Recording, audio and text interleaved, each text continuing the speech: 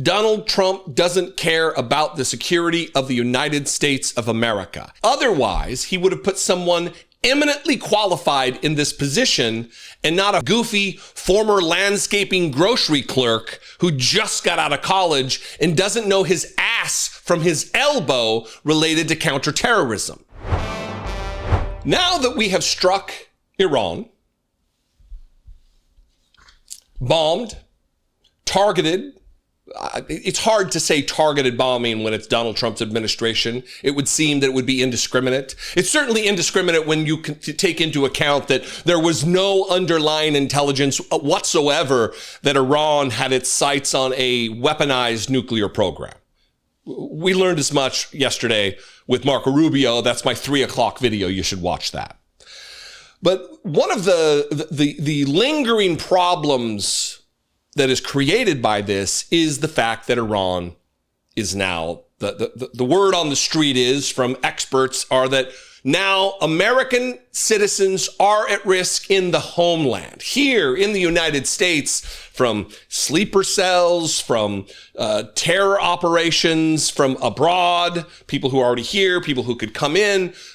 Now we're all at risk because Donald Trump wanted to be led around by the nose and couldn't say no to Benjamin Netanyahu, the fascist leader of Israel. And the problem lies in the fact that Donald Trump has placed the least qualified, capable, able people to keep you safe and me safe. Putting a 22-year-old fresh out of college graduate named Thomas Fugate to lead counterintelligence and a counterintelligence office at Homeland Security. Back in June, early June, ProPublica printed this article. The intern in charge, meet the 22-year-old Trump's team picked to lead terrorism prevention. 1 year out of college and with no apparent national security experience, Thomas Fugate is the Department of Homeland Security official tasked with overseeing the government's main hub for combating violent extremism. June 6th, from the Daily Beast, Trump appoints 22-year-old ex-gardener and grocery store assistant to lead United States terror prevention. Counter-terror chief was pulling up weeds just 5 years ago. Here's another from the end of June from the Daily Beast. Trump superfan, 22, is running counterterrorism as Iran vows revenge. He hasn't worked in counterterrorism, intelligence, or law enforcement, but he did do gardening and was a grocery store clerk. I'm going to read a few paragraphs from the ProPublica reporting at the end of this, but I want to share with you what experts in this field are saying the real dangers are. Here's Samantha Vinograd, who is a University of Pennsylvania grad in Middle East Studies. She went to grad school at Georgetown. She's worked in this field. She wasn't just a grocery clerk with a crop, with an arched eyebrow, like he's doing a bit for his official government photo. This is someone who's worked in this field, has understanding. And this is what she thinks about what may happen and what the risks are. We want to speak to Samantha Vinograd, who I'm told is joining us as well right now, a national security contributor to CBS. She also joins us on the phone. She was a former assistant secretary for counterterrorism at Homeland Security. And Sam, I know you served before that on the National Security Council as well. There has been so much reporting around the threat in the United States over the past few years, the risk to officials involved with actions against Iran, the risk of sleeper cells here in the United States. When we talk about retaliation, should we be thinking about the homeland? Margaret, I am deeply concerned about the potential for retaliatory attacks here in the homeland by Iran. Iran's nuclear program has certainly taken a hit. We will await the battleground assessment to understand how deep that hit was. But we do know that Iran is likely going to rely on its asymmetric advantage in this conflict with the United States and Israel, which is its proxies all around the world.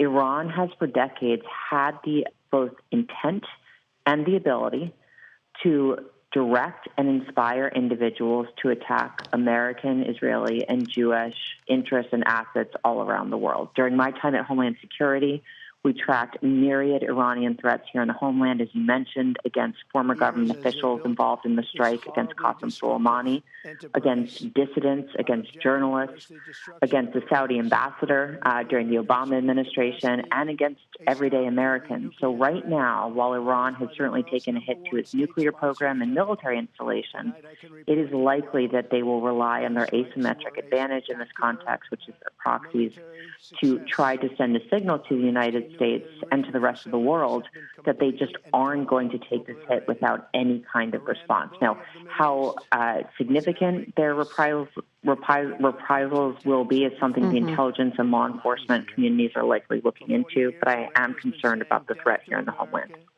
That's an expert. That's a problem. Because it leaves us, because of the way Donald Trump has diverted all counterterrorism resources, all Homeland Security resources to the mass deportation, 1940s Nazi-style roundup of individuals in this country, including citizens, by the way. Because of that, we're ignoring the real threats to our country. And it's not just Sam Vinograd who says that, Samantha Vinograd. It's also Juliette Kayyem, who I talked about yesterday, someone I have immense respect for, someone who does not get it wrong, very rarely gets it wrong, because she has expertise in this field. She's a Harvard professor. She's worked for the Homeland Security Department. She's a security analyst. And she's talking here about the homeland threat from Iran. That now the person in charge of that is the arched eyebrow 22-year-old former grocery clerk. Watch Juliette Kayyem. So, but what I hear you saying, Juliette, correct me if I'm wrong, the U.S. should preemptively take a bunch of steps right now, worried about a worst-case scenario, Iranian terrorist attacks against various U.S. targets, either in the United States domestically or around the world.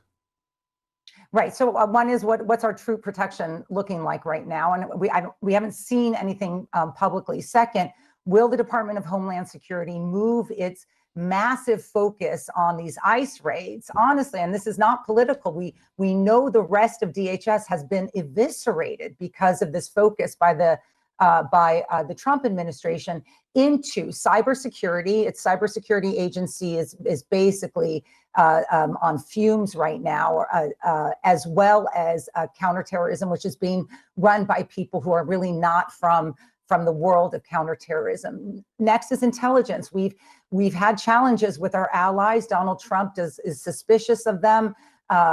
We know that there's a debate about what our own intelligence was telling us. What is our intelligence telling us, and are we going to act on it? All of those pieces are part of a strategy for what the secondary, the next phase responses could be. It could be Iran is, begging to get to the negotiating table. That would be your best case scenario. I am, as you know, your worst case scenario person in terms of have we thought through what these second order impacts are. The military tactics tonight, brave soldiers doing a brave military doing something that the president commanded them to do successfully. We don't know the consequences of that yet. We don't know whether this was a historic strike or was this just something that's going to delay Iran for a while. But we do know that planning for such a military action also requires a defensive posture by the attacking country.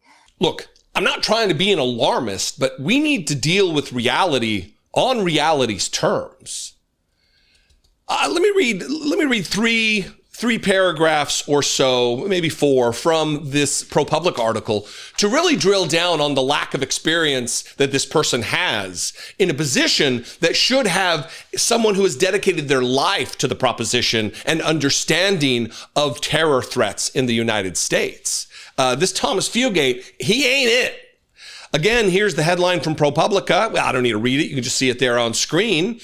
The White House appointed Fugate, a former Trump campaign worker who interned at the Hard Right Heritage Foundation, to a Homeland Security role that was expanded to include the Center for Prevention Programs and Partnerships, known as CP3. The office has led nationwide efforts to prevent hate-fueled attacks, school shootings, and other forms of targeted violence. Typically, people familiar with CP3 say a candidate that green wouldn't have gotten an interview for a junior position, much less be hired to run operations.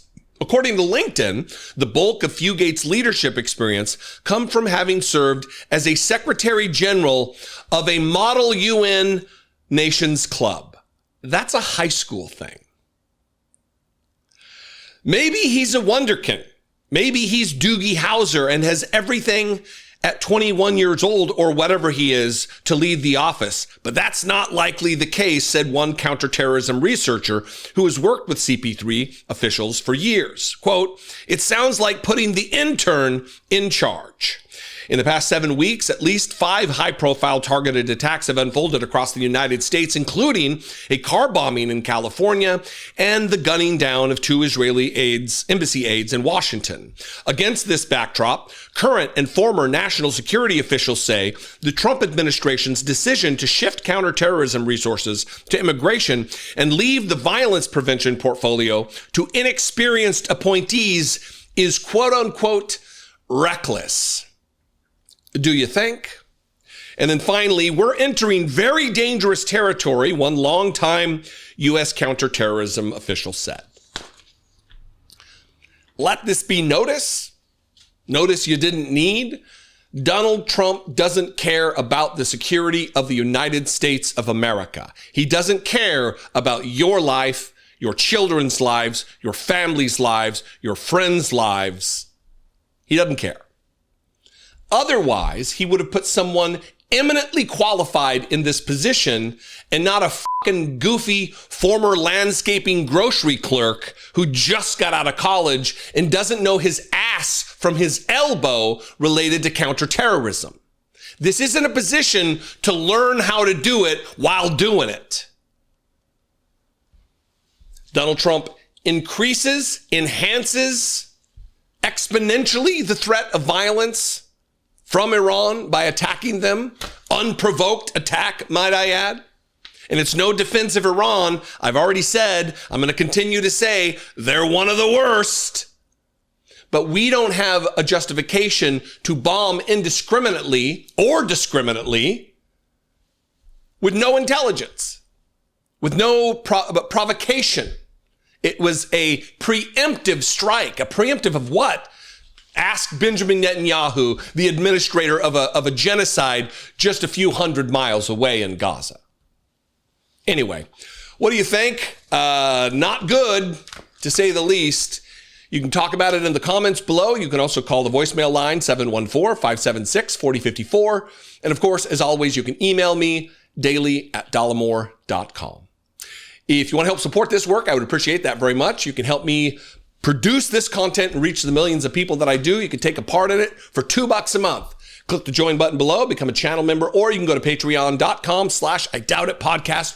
All of those are great ways to help support this work, as well as Dollemore.com, where you can buy merch, link to our other shows and the other content that we create, or just check out the new design of Dollemore.com. What a wonderful time in this world, right?